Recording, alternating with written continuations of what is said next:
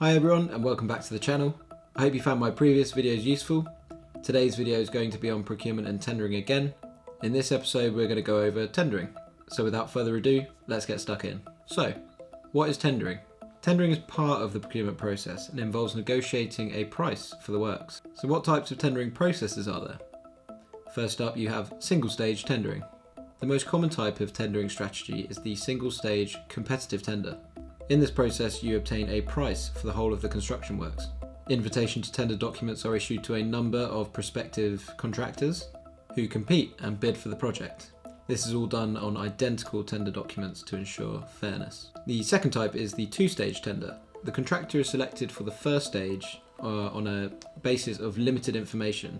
So this may be on the preliminaries, overheads and profit.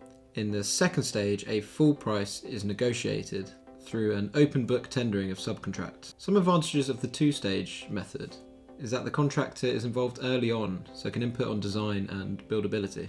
Another benefit of this method is that you can start on site earlier. So what are the disadvantages? As soon as one contractor is selected during the first stage, it's quite difficult to walk away from them for the second stage, so this reduces the competitiveness and this may lead to an impact on pricing. Another type is private finance initiative, or PFI. This tendering method is for the public sector, but it's where the private sector designs, builds, operates and finances the works. The private sector will do this for the public sector who pay an annual charge. The advantages are that the risks are transferred to the private sector from the public sector, and you get a higher level of specialism in the private sector, managing the construction and operation of the assets. Another benefit is that local authorities can finance the project rather than paying up front, giving them more freedom to do things. The disadvantages obviously are the loss of control by the public sector. It can also be really hard to show value for money. This is because the rates that they are financed at are usually very high. So apart from those main three, there are several different types of tendering embedded in those, and these are open tendering. Open tendering allows anyone to submit a bid to supply goods or services.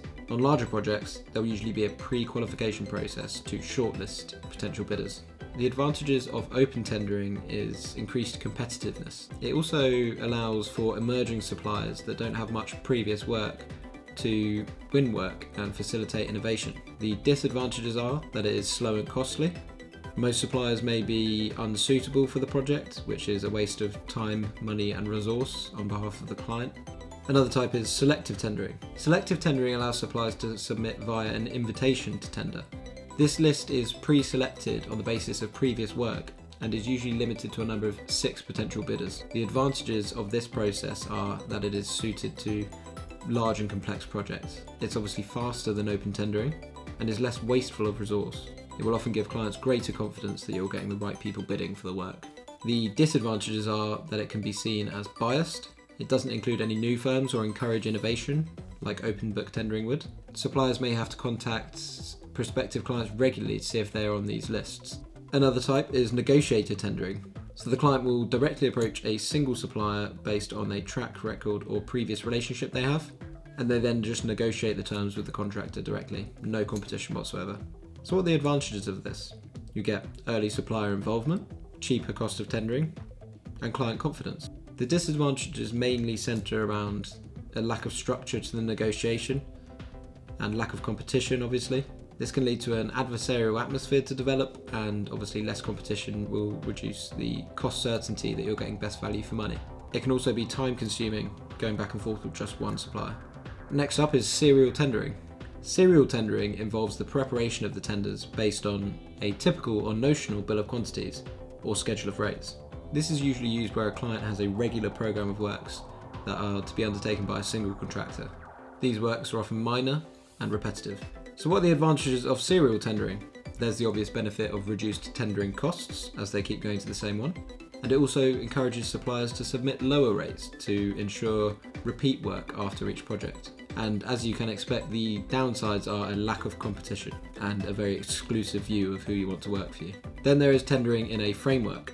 Like we discussed in the previous video, this is suitable for clients that continually need to commission works. This reduces the tendering timescales and the learning curves and other risks. This method allows the client to invite tenders from suppliers of goods and services to be carried out over a period of time on a call-off basis. It's important with this tendering process to define the time period, the location and the scope of the work. So what are the advantages of framework tendering. As you could expect, reduced tendering time and reduced tendering costs.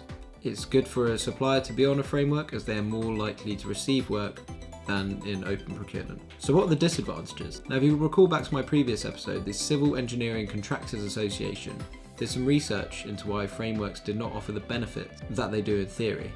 Essentially, frameworks fail to deliver the work that contractors expect, putting them to unnecessary effort. So that sort of wraps up the tendering processes. What's actually included in a tendering pack, in a best practice tendering pack? I'm going to go through this next. You'll most likely be asked this in your APC, so you will need to know the following. First up, you have your instructions to tenderers. This will include an intro to the company or project, instructions on how to submit the bid, who to submit it to, in what format, and whether any alternative tender will be accepted. You'll also see a schedule of key dates in this document as well. Secondly, there's the tender return checklist. This is a tool that helps the contractors see if they've submitted every part that the client is expecting. This is to ensure that they are compliant. This will depend on the work obviously, but may include requirements for a preliminary risk register, proposed program with milestones, a resource schedule, CVs, site logistic plans, and maybe a list of subcontractors. And one key thing that will be in here is that they have to declare that they have not colluded with any other tenderers to negotiate their prices, as this is illegal. Number 3, form of tender. The form of tender is a formal acknowledgement from the contractor that their tender meets the terms and conditions set out in the tender documents, and of course any other requirements stipulated during the process. This will usually be a cost and a time to complete the works or sections of the works. Number 4, the draft form of contract. You should include the form of contract that you are suggesting that the contractor is going to be entering into with the client. Along with this, a schedule of any amendments that they wish to make to the contract, if they were to be using a standard form. This will be mainly in construction. Number 5, preliminaries. Preliminaries, or prelims, are costs that do not actually form part of the actual works but need to be considered on the whole and built into the tender return. These costs are most likely circumstantial or method related. Prelims may include reference to quality control requirements, security, project constraints, site accommodation, temporary work, or mechanical plant required for the project. And number 6, you'll have a pricing document. This will inform the contractor on how the price of the works is to be submitted. Will it be lump sum, cost reimbursable, cost plus, etc.? The contractor will then use the document to break down the costs of the works, noting key risks, opportunities, assumptions, and exclusions, as well as an elemental breakdown of costs, hourly rates, and costs of preliminaries. There may be an option cost section of this document if that's applicable to the project. Number 7, drawings and specifications. The drawings and specifications need to be included in the tender documents. This is the main tool that the contractor will use to measure up and price the works. They'll also use this to begin to understand the materials needed for the project and to begin to understand the vision of the client. This part may include a CDP schedule, which stands for Contractor's Design Portion. CDP is part of the design that is left to the contractor. This may be because it's a certain specialist design that the contractor may be more suited to than the designer that you have employed. And in the CDP schedule, this is where you lay out what is to be split out between the design team and the contractor. In this section, you would also include the scope of the works. And finally, the additional information section. Here is where anything extra related to the project needs to go. Any internal client requirements that need to be met. Maybe you'll find a contractor's fit out guide in here, depending on the nature of the project. But you'll also find key documents here like the PCI, the pre-construction information, as well as the change control procedure and codes of conduct maybe. You'll also find a master program in here that's probably been built by a consultant. You may also have a section for third-party requirements, dependent on the project. Right, that's all we have time for today.